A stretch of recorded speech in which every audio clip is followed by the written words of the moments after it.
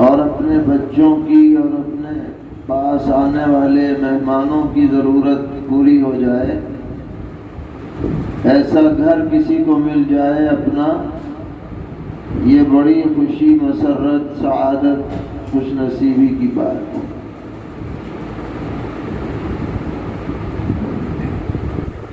لہذا اس نعمت پر اللہ تعالیٰ کا شکر بجا لانا چاہیے۔ اس روئے زمین پر ہزاروں، لاکھوں، کروڑوں لوگ ایسے ہیں جن کا نہ کوئی گھر ہے نہ گھر ہے، فٹ پاتھ پر پیدا ہوتے ہیں، وہیں مر جاتے ہیں۔ ہر جگہ ایسے لوگ آپ کو کچھ نہ کچھ مل جائیں گے۔ بعض گھر ملتے تو ہیں مگر اتنے تنگ ہیں کہ آپ اندازہ نہیں لگا سکتے ہیں۔ بمبئی میں آپ چلے جائیں، جیسے 3 ٹائر ریلوے کے ڈبے ہوتے ہیں، اس طرح سے گھر ہیں، اور ایک ایک تختے پر پوری پوری فیملی رہ رہی ہے۔ وہاں کوئی مہمان چلا جائے تو ان کے لیے سب سے بڑی مصیبت ہے، اسے کہاں ٹھہرائے، بات کر کے بیٹھ کے بات کرنے کی بھی جگہ نہیں۔ تو ان پہ نظر ڈالیے، اور پھر اللہ نے ہمیں جو نعمت دی ہے اس کو دیکھیے، تو دل کا رواں رواں اور گہرائی تک اللہ کے شکر کے جذبات پیدا ہوں۔ تیسری چیز آپ نے فرمائی المرکب الحنی، ایسی سواری جو آپ کے تابع ہو۔ پہلے گھوڑا، اونٹ اور دیگر جانوروں کو سواری میں استعمال کیا جاتا ہے، تو بعض جانور سرکش ہوتے ہیں، جب بیٹھنے کا نمبر آئے تو اچھل کود مچا دی، اچھا خاصا پروگرام بگڑ گیا، اب ان کے دماغی درست نہیں، پکڑے پھرو۔ گھوڑے پہ بیٹھ کے جا رہے ہیں، بھدک گیا،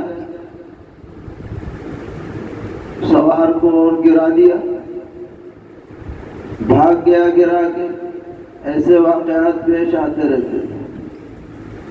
تو آپ نے فرمایا المرکب الحنی، ایسی سواری جو تمہارے قابو میں ہو، نرم مزاج ہو۔ اب زمانہ بدل گیا، اب موٹر سائیکل آ گئی، گاڑی آ گئی اور چیزیں آ گئی، مگر مفہوم آج بھی برقرار ہے۔ بہت قیمتی گاڑی لے کے آئے، 50 لاکھ کی، اور انجن میں خرابی ہو گئی، لائٹ فیل ہو گئی، ٹائر کبھی صحیح نہیں چلے، بیکار۔ اور کم قیمت لے کے آئے، اور میاں سالوں ہو گئے، کبھی اس پہ پیچ کھولنے کی ضرورت نہیں پڑی۔ یہ المرکب الحنی ہے، یہ آپ کے وقت پہ کام آ رہی ہے، دھوکہ نہیں دے رہی، یہ اس کی برکت ہے۔ اور بعض روایتوں میں ان 3 کے علاوہ چوتھی چیز بھی ہے، وہ کیا ہے؟ المرأۃ الصالحہ، نیک بیوی مل جائے کسی کو تو اسے جو سکون ملتا ہے وہ الفاظ میں بیان نہیں کیا جا سکتا۔ ہم فکر، ہم مزاج، غم خوار، تسلی دینے والی، تعاون کرنے والی، اور دل میں سکون پیدا کرنے والی بیوی مل جائے تو گویا کہ اسے دنیا میں جنت کا ذائقہ ملے گا، یا بیوی کو ایسا شوہر مل جائے، دونوں طرف کی بات ہے۔ اس کے برخلاف اگر بہت اللہ نے مال و دولت سے نوازا، کاروبار سے نوازا، لیکن بیگم جو ہے وہ بد مزاج پلے پڑ گئی تو کچھ نہیں، پر روتا ہی رہے گا زندگی بھر، سکون نہیں مل سکتا۔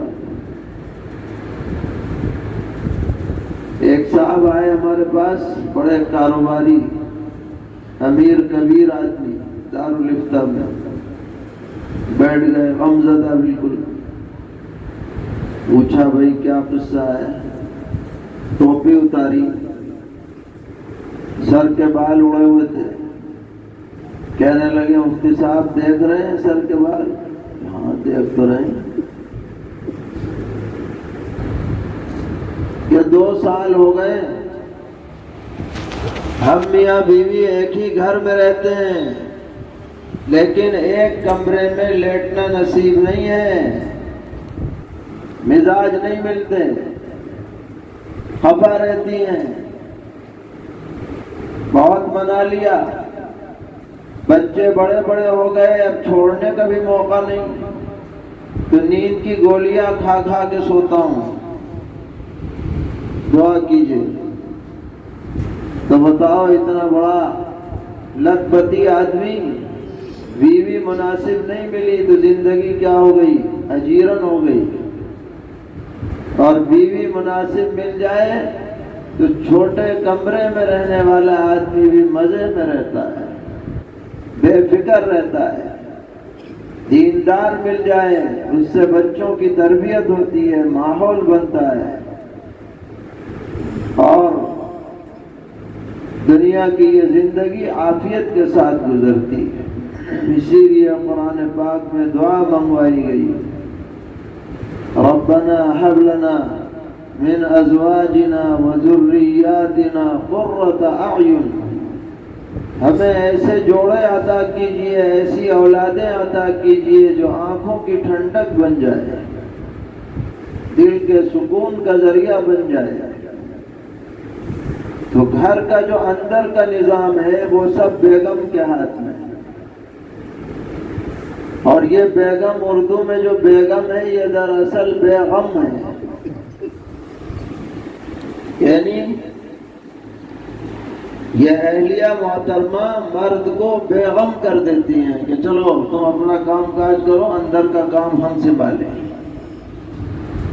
دوسرے الفاظ میں یہ کہیے کہ وزارت داخلہ ان کے پاس ہے اور خارجہ جو ہے وہ میاں صاحب کے پاس ہے، دونوں اپنے اپنے دائرے میں رہ کے کام کریں تو مزاج ٹھیک رہتا ہے۔ کوئی حکومت نہیں چل سکتی جب تک کہ ہر وزارت اپنے دائرے میں کام کرے، اور اگر دخل دینا شروع ہو جائے گا، وزیر خارجہ وزیر داخلہ کے کام میں مداخلت کرے اور داخلہ خارجہ میں مداخلت کرے، تو نظام اچھا رہے گا یا چوپٹ ہو جائے گا؟ بتائیے بھائی، بتاؤ کیا رہے گا؟ تو آج جو گھریلو زندگی جو چوپٹ ہو رہی ہے اس کی وجہ یہ ہے کہ وزارت داخلہ تو باہر کی ہوا لگ گئی، وزارت داخلہ کو کہاں کی ہوا لگ گئی؟ باہر کی۔ ہم بھی نوکری کریں، ہم کیوں نہیں کما سکتے؟ ہم کیوں کسی سے پیچھے ہیں؟ بچوں کا کچھ بھی ہوتا رہے، شوہر میاں کہیں بھی جائیں، ہماری جاب نہیں چھوٹنی چاہیے۔ تو یہ دخل ہی تو ہو گئی، وزارت داخلہ نے وزارت خارجہ میں دخل دے دیا، اور میاں صاحب گھر میں لیٹے، یہ بھی ہے۔ تو جو کام جس کو کرنا چاہیے وہ نہیں کر رہا، جس کو نہیں کرنا چاہیے وہ کر رہا ہے، تو معاشرہ سب بگڑ گیا، الٹ پلٹ ہو گیا۔ یہ فطرت کے خلاف ہے یہ بات۔ تو بہرحال تفصیل کا موقع نہیں، ہمارے بھائی وسیم صاحب کو اللہ تعالیٰ نے یہ گھر عطا فرمایا. ہماری دعا ہے کہ مکان مکین سب محفوظ رہیں، ہر طرح کی آفات بلیات شرور فتن سے حفاظت رہے.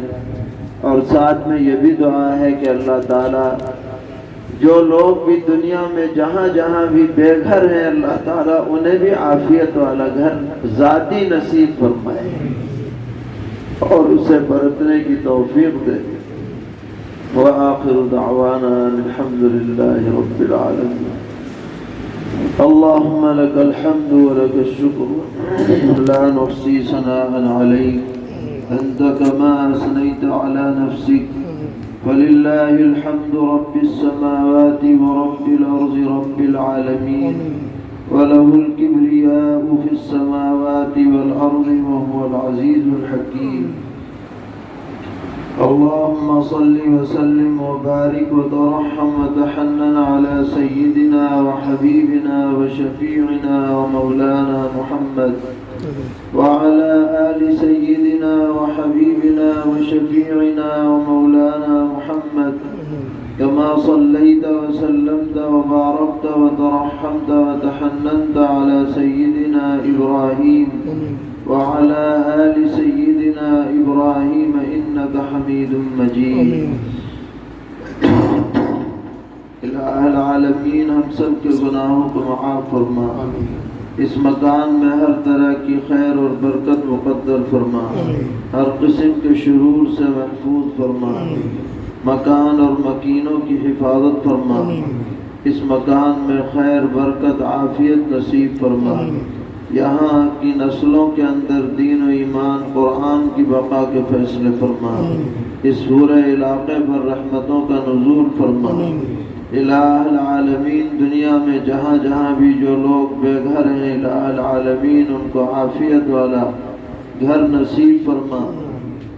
الہ العالمین ہم سب کو اپنا محتاج بنا کر بندوں کا محتاج مت بنا، دارین کی عزت و عافیت سے مالا مال فرما، شرور اور فتن سے حفاظت فرما، شریروں کی شرارت سے، بدخواہوں کی بدخواہی سے، دشمنوں کی شماتت سے ہم سب کی حفاظت فرما، بیماروں کو شفائے کاملہ عاجلہ مستمرہ عطا فرما.